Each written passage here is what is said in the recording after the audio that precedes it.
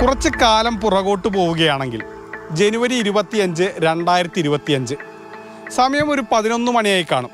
ആ സമയത്ത് ഇവിടെ ആകെ തന്നെ ചോര തളം കെട്ടി കിടക്കുകയാണ്. നിങ്ങൾക്ക് മുന്നിൽ കാണുന്ന ഒരു സ്ഥലത്ത് സ്കൂട്ടർ ഉണ്ടാകും. അതിന് സമീപത്ത് സുധാകരൻ്റെ മൃതദേഹവും. അന്നാണ് നെന്മാറ പോത്തുണ്ടി ഇരട്ട കൊലപാതകം നടന്നത്. സുധാകരനും അമ്മ ലക്ഷ്മിയും കൊല്ലപ്പെട്ടത് അന്നാണ്. കേരളമാകെ ഞെട്ടിയ ദിവസമായിരുന്നു അത്. സജിത വധക്കേസിൽ ജാമ്യം നേടി പുറത്തിറങ്ങിയ ചെന്താമര വീണ്ടും 2 പേരെ കൊന്നു. സജിതയുടെ ഭർത്താവ് സുധാകരനെയും അമ്മ ലക്ഷ്മിയെയും. വീടിന്റെ മുന്നിലിട്ടാണ് അയാൾ ഇരുവരെയും വെട്ടിനുറുക്കി കൊലപ്പെടുത്തിയത്.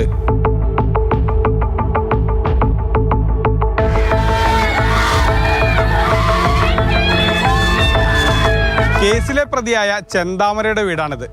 ഇതിപ്പോൾ കാട് മൂടിക്കിടക്കുകയാണ്. ആരും ഇവിടെ താമസമില്ല. ഇതിന്റെ തൊട്ടടുത്താണ് സുധാകരന്റെ വീട്. ഏകദേശം ഒരു 10 മീറ്റർ പോലും ഇല്ല. അവിടെയും ഇപ്പോൾ ആൾതാമസമില്ല. സുധാകരനും അമ്മ ലക്ഷ്മിയും താമസിച്ചിരുന്ന വീടാണിത്. ഇവിടെ നിന്ന് പുറത്തേക്ക് ഇറങ്ങിയപ്പോഴാണ് അയൽവാസിയായ ചെന്താമര ആദ്യം സുധാകരനെയും പിന്നീട് അമ്മ ലക്ഷ്മിയെയും വെട്ടിക്കൊലപ്പെടുത്തിയത്.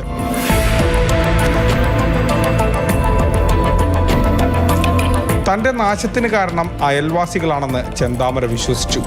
ഇതിനെ തുടർന്നായിരുന്നു കൊലപാതകങ്ങൾ. ചെന്താമരയുടെ വീടിന്റെ നേരെ എതിർവശത്താണ് പുഷ്പയുടെ വീട്. പുഷ്പ ഇപ്പോൾ ഇവിടെ താമസമില്ല. ഈ സംഭവം കഴിഞ്ഞ് അധികം വൈകാതെ പുഷ്പ ഇവിടെ നിന്ന് താമസം മാറി. കേസിലെ പ്രധാന സാക്ഷിയാണ് പുഷ്പ. ഈ കാണുന്ന പാടത്തിന് പിന്നിലുള്ള വനമേഖലയിലാണ് ചെന്താമര അന്ന് ഒളിവിൽ പോയത്. 2 ദിവസം രാവും പകലും തിരഞ്ഞു. ഒടുവിൽ ഭക്ഷണം കഴിക്കാനായി തിരികെ വന്നപ്പോഴാണ് പോലീസ് അയാളെ പിടികൂടിയത്.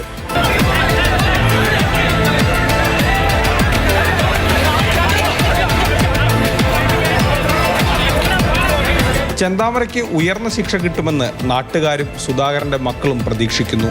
അയാൾക്ക് ഒന്നിനെയും പേടിയില്ല. ഇനി ഇറങ്ങിക്കഴിഞ്ഞാലും എൻ്റെ അനിയത്തിൻ്റെ ജീവൻ എന്തായാലും പോകുന്നു ഞങ്ങൾക്ക് നല്ല ഉറപ്പുണ്ട്.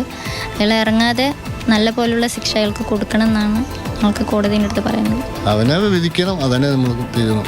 എല്ലാവരും തൂക്കി വിധിക്കും, എല്ലാവരും അതന്നെ വിജയിക്കണം.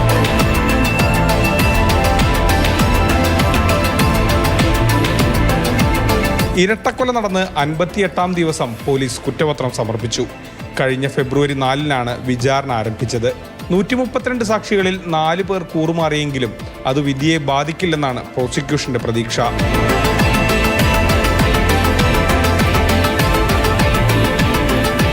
മാതൃഭൂമി ന്യൂസ്, പാലക്കാട്.